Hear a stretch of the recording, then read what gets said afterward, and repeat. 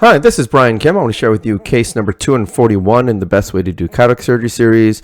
And the title of this series is not to suggest this is the best way, but to get you to think about your best way, which means thinking critically of your technique and thinking about refining and honing your technique so that you can provide the very best for your patient. So this is a patient who has a really giant pupil and a soft lens. And this is really a beautiful context and demonstration about double chop and cross chop and how you can place the chopper out to the equator. But again, not to the capsular bag necessarily, but out in such a way that you get it between the endonuclear and epinuclear interface, and then being able to disassemble the lens efficiently. You're also going to see that there's an anterior capsule tear, and I'm going to try to review how and why that happened and how I deal with it. So this is a corneal marker, which will help me to center and size the rexus.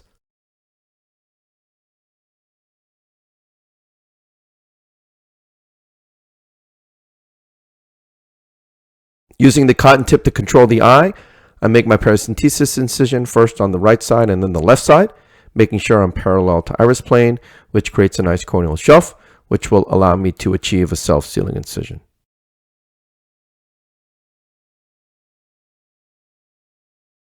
This is intracameral epinephrine, and then some dispersive viscoelastic to coat the corneal endothelium and flatten the anterior capsule. Look how huge this pupil is. It's just a huge, huge pupil. Using the Orlock technique with my cannula to control the eye. And this is a triplanar corneal incision. I make a vertical groove, place the blade into the deep part of the groove, tunnel, and then I enter. Again, using the cannula to twist within the incision and hold it and control it and keep it in place. These are the sharp tip micro rexus forceps. I puncture the center, pull down, grab the right side of the tear, and I go around circumferentially, grabbing and re-grabbing. Again, these low profile forceps provide excellent control, limited OVD egress, and I'm able to have excellent control going around, allowing me to make the rexus in such a way I can control the size and centration of the rexus.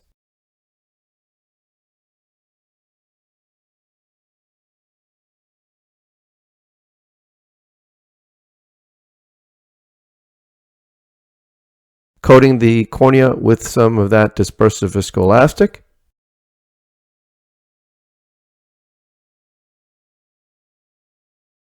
And then wetting the cornea. This helps diffuse the viscoelastic, give it a more uniform appearance. And this is the capsular fornix hydrodissection technique. I place a cannula under the rexus edge contra-incisionally. Get a nice wave, decompress the bag.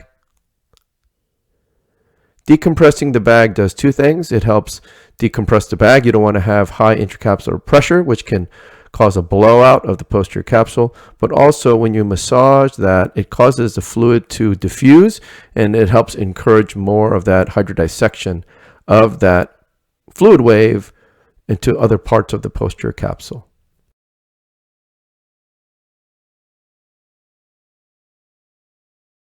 This is such a soft lens. You can see as I'm trying to spin the lens, it kind of just cheese wires, but I'm not going to perseverate too much. You know, I'm doing some more hydrodissection, even subincisionally, but I'm not going to perseverate because I'm confident I'm able to spin the lens after I create my chops.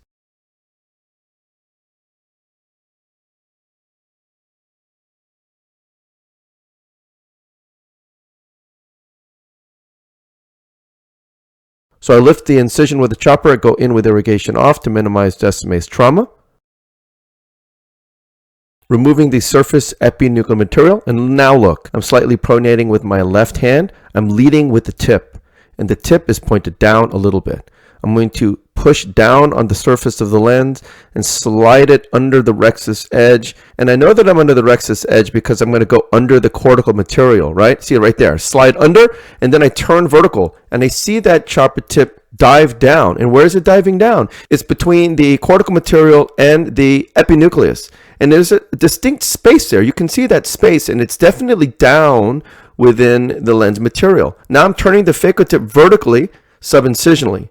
Now I'm down with both instruments. The chopper and the phaco tip are down at the level of the same horizontal plane of the densest part of the lens material. And so I'm flanking the lens with the chopper and the phaco tip. I'm on the same plane. And because I'm the same plane, I'm able to bring both instruments together. And as I bring the instruments together, I'm crushing the lens. I'm cutting the lens, essentially acting like a cheese wire. I'm able to cut through the lens with the chopper, cut through the lens with the phaco tip. It's meeting in the center. I'm not pushing down, I'm not pushing up, I'm not causing any zonular stress. And as it meets, I'm able to separate the lens into two pieces. I place the chopper under the right heminucleus, hooking the peripheral lens. But look at the chopper, it's vertical. The tip is down, but is it all the way to the capsular bag? No, it's not all the way out to the capsular bag. It's within the epinuclear material. And so that, again, that's the beauty of this technique. I'm not placing the chopper out to the bag. So people who are scared that I'm going to break the bag, that's just not a real fear, because that never happens. I'm placing the chopper into the meat of the epinuclear material. Why? Because it's soft. Go ahead and remove that first quadrant very efficiently, using the chopper to help manipulate the lens pieces, separating the second quadrant from the rest of the lens. I'm able to loosen up that second quadrant, and because it's a soft lens, I was able to easily emulsify the lens pieces, turning the second heminucleus in front of me, placing the chopper around the lens, hooking the peripheral lens, crushing the lens against the phaco tip with another cross-chop maneuver, grabbing the third quadrant, emulsifying it, and then emulsifying the fourth quadrant.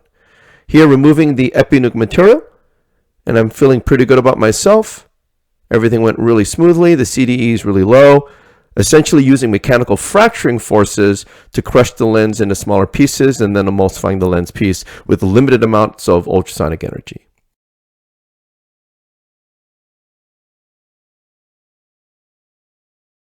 So I take the chopper out, push BSS in, take the phaco tip out.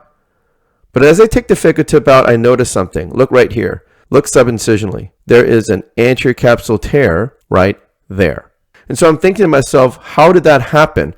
I don't remember creating an anterior capsule tear. Everything went really uneventfully, but of course it happened. So I have to go back and look what happened, and this is what I found. As I was trying to separate that second quadrant from the rest of the lens, I see that my chopper and phaco tip are kind of touching each other. And I wonder if that metal to metal movement, maybe the capsule was between the two metal pieces, the chopper and the phaco tip, and accidentally nicked the anterior capsule. I don't know, I'm not sure, but that's kind of where the action was in the subincisional area when I was trying to loosen up that second quadrant from the rest of the lens. So here all I'm doing is I'm using my micro rexus forceps and pushing BSS with the cannula, and I just finish off that tear. That tear is essentially like a rexus tear. I grabbed that one edge and I made it a continuous rexus. That is the versatility and advantage of using a micro rexus forceps. Go in with the INA, removing the cortical remnants. Again, you can see this was a very big bag, a soft lens. I was able to essentially clean off the lens pretty well with very little cortical material, but there are some fine cortical wisps that are there, and I want to make sure that I remove all those cortical wisps. So I switched to polish mode, polishing on the posterior capsule, polishing under the rexus edge as well.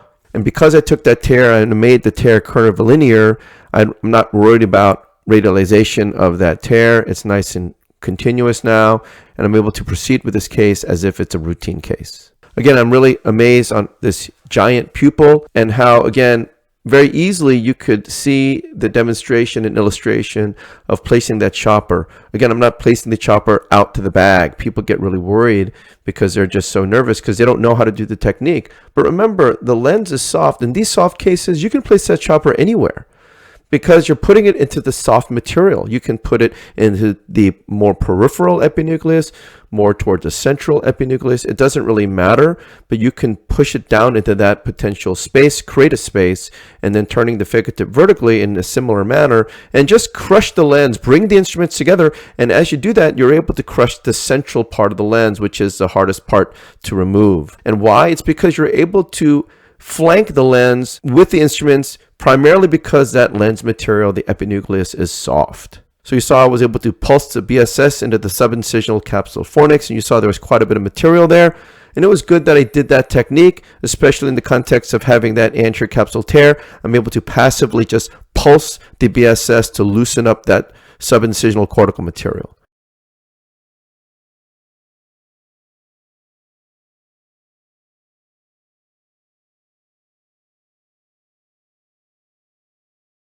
And then I'm using the sweeper to sweep under the rexus edge, first on the left side and then the right side, just removing any lens epithelial cells and any remaining cortical material as well.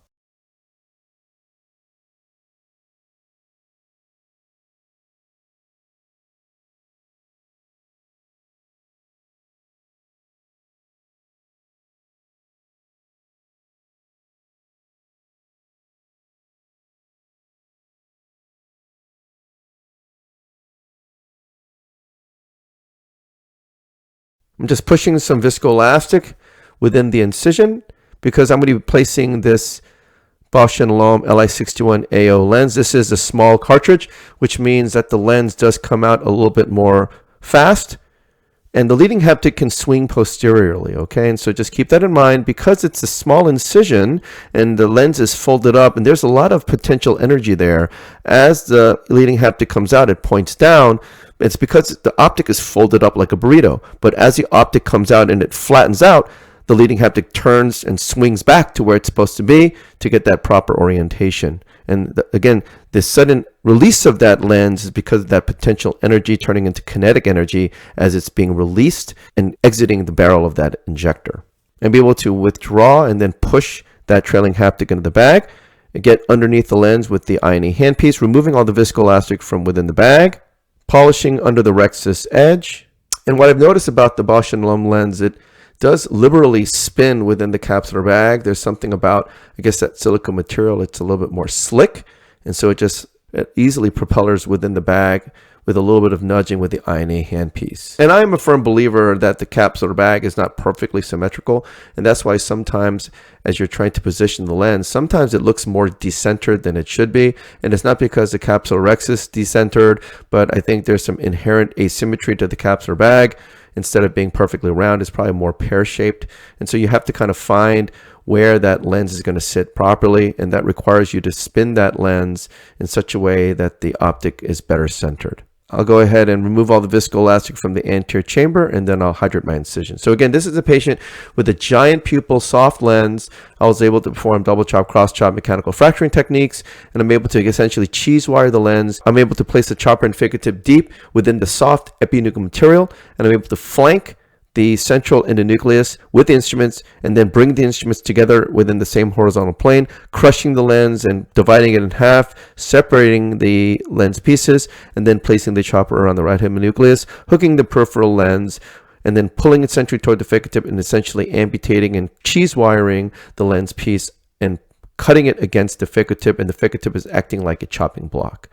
And very efficiently, I was able to disassemble the lens, but at the end you saw that there was an anterior capsule tear subincisionally, and I think it's because as I was trying to manipulate the lens piece, my figure tip and chopper kind of touched each other. And whenever you have metal on metal, and if there was accidentally some anterior capsule between it, it can certainly cause it to tear. And so that's the learning point in that case. Try not to get your chopper and figure tip touching together, especially when you're unintended. I do intentionally cause the chopper and figure tip to touch each other while I'm actually cutting and chopping the lens piece. That's always within the center when I'm supposed to be doing that. And so the chances of hitting the capsule is extremely unlikely in that context. And as you saw, as I went back and showed that clip, I did see as I was trying to turn that lens piece with the chopper, I inadvertently touched it to the figure tip. Somehow that must have caused an anterior capsule tear. Again, not sure. I don't believe that the chopper itself caused it to just cut, because that's, again, very unlikely as well. Nonetheless, it was just a small tear. I was able to complete the tear and make it curvilinear. Again, this is a beautiful illustration in this giant pupil, instrument positioning for double chop and cross chop for efficient lens disassembly in this soft lens. So I hope this was helpful to you, and I thank you for your attention.